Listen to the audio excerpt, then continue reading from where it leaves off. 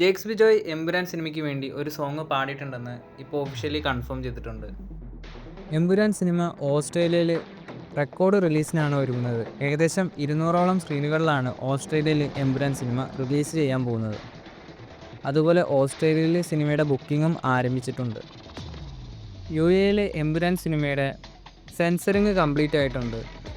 അതുപോലെ ടിക്കറ്റ് സെയിൽസും ആരംഭിച്ചിട്ടുണ്ട്. 26-ാം തീയതി പുലർച്ചെ 4:30-ക്കാണ് യുഎഇയിൽ സിനിമയുടെ പ്രീമിയർ ഷോസ് ആരംഭിക്കുന്നത്.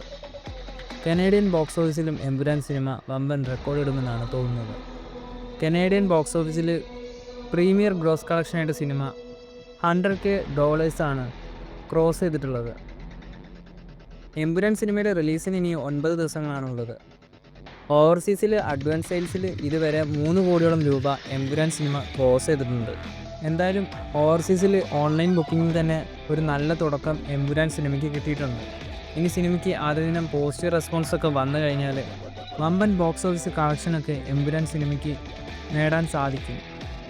എമ്പുരാൻ സിനിമയുടെ കൂടുതൽ അപ്ഡേറ്റുകളുമായി അടുത്തൊരു വീഡിയോയിൽ കാണാം.